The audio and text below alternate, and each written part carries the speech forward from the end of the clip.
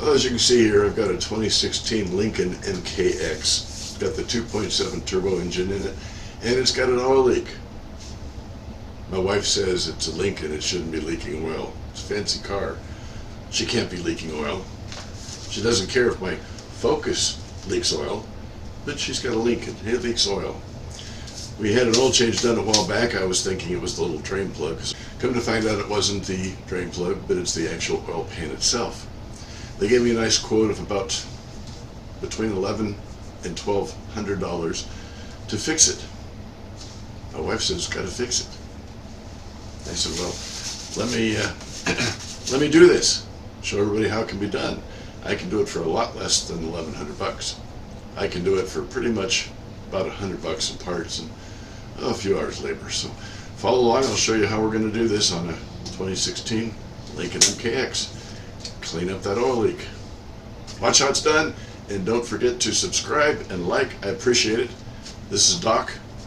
I'm going to show you how this is done. That's not really that bad of an oil leak, is it? Seriously? Well, it is a Lincoln. I warmed the engine up a little bit, brought it in, and now I've got it up on jack stands. Got cardboard down there to insulate a little bit against the cold, because I'll be laying on that concrete quite a bit. So now that I've got it up in the air, I'm going to turn on my air compressor, get out my tools, and I'll start working on this puppy. Okay, well, here's the undercarriage part. My angles for the camera are kind of tight because I'm low to the ground here. Don't have the luxury of a rack. But anyway, I've got I got this cheap little valve thing out of there. Got that done. That's the one I thought was leaking, but then they said no. And when I got underneath and looked up, which I can't really do now because I got the oil pan right there, it's draining. But I want to let you know you're going to need a 10mm socket with a extension, 6 or 8 inch extension should be good enough. I've got a shield right here. See if I can get the camera to hold steady for a second. And then down here, you can see we've got this shield right down here. There's a shield here, and then there's a shield straight up above too that I might end up having to take. I'm not sure, but these all take the T30. So next thing I'll be doing is I'll be going around to all the T30s, take this thing off, take another look, and decide if I need to take this off. Okay, here's some of the basic tools you're going to need. Switch hands here. It's always good to have an extension. This is a 1/4 inch drive extension. That's a 1/4 inch socket. 1/4 inch drive right there. There's my T30. So that goes in there. And I can also use these.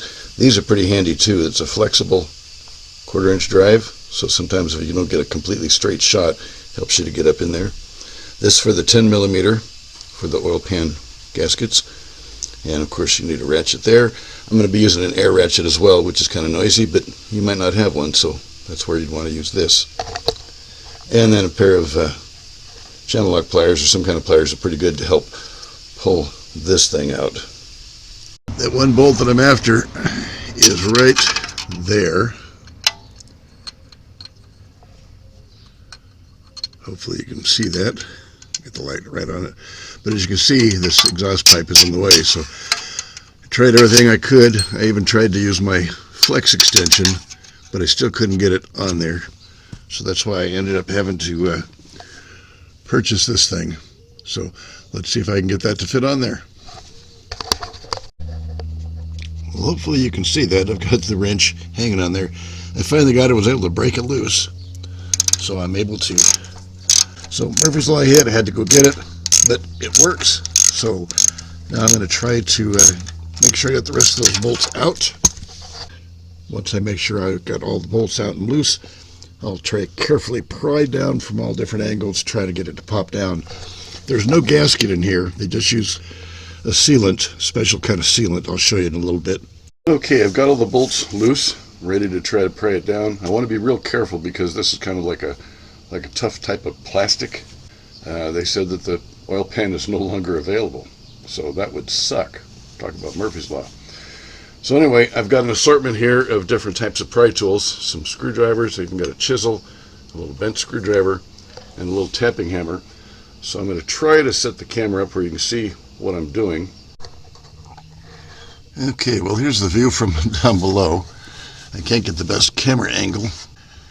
Right along in here is where the gasket is, and I'm going to try to put some screwdrivers in there, tap them in very carefully, and I got to be very careful. And you notice the bolts are still in there. A lot of them they're perfectly loose, but they won't come out. So they must have some kind of rubber seal in there that's kind of keeping them from dropping out. But let me get on to the next setup, and I'll try to show you a couple of shots as I move along. Okay, well, I've got the pan loose. It was real tough to get off. You have to pry it very carefully.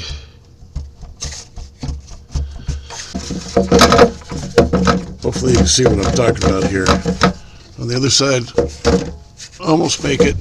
Once we got the pan off, of course, you're going to have to clean off all this excess sealant that was on there. Got a bunch of it already coming off in chunks and pieces. Just got to spend a lot of time cleaning it up.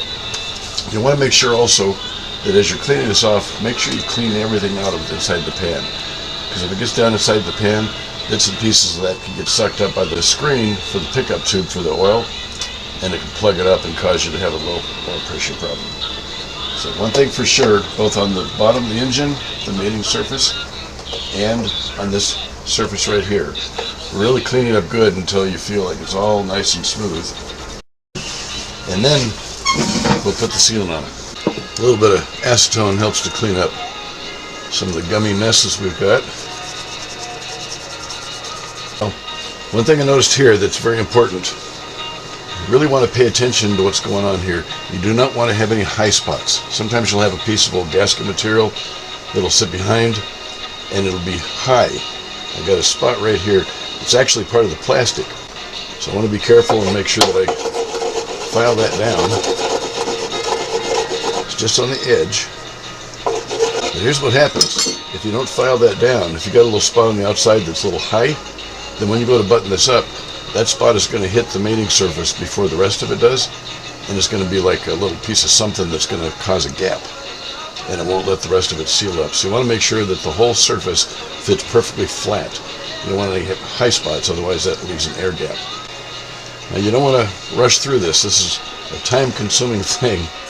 You don't want to do this job again, trust me. Okay, well here's what it looks like after the pan is removed. It was a real pain in the butt to remove it. Okay, there's a bracket that comes around here. Later on in the video, you might have seen it earlier on, but later on I'll show you too as I put it back on. But I had to take that bracket out of the way because it had a piece coming down. Let me get you a better shot.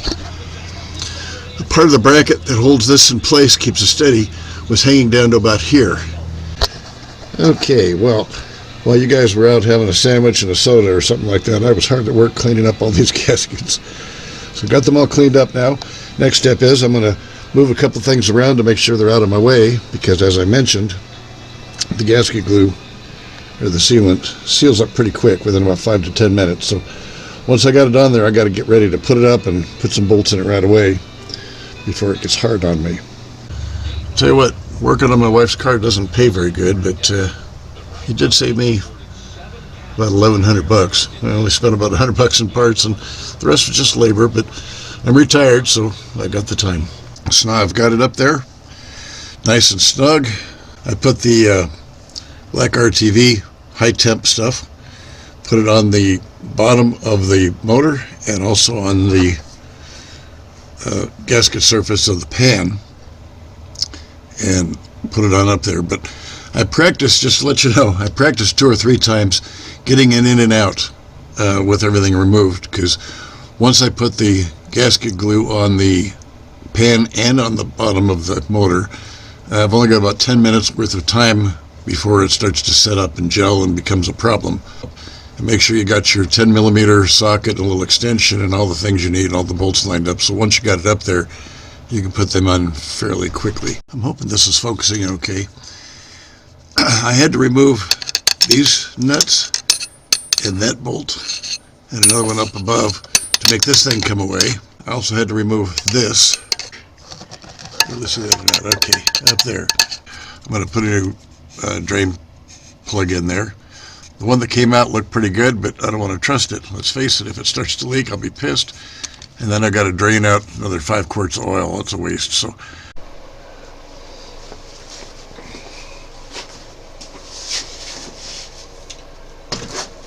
Okay, the job is about done. Just got to fill it up with oil here.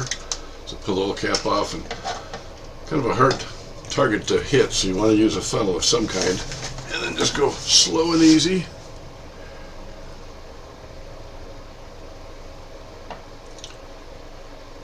And depending on the funnel, it won't go through real quick because it's a little bit on the thick side. So I have to go slow and easy. Oh crap. Oh geez. Just kidding. Remember, I got a new one. Can't fool you guys. Whoops. Whoa. Okay, before I start it up, I want to make sure that everything's okay before I take it down off the jack stand. So here goes.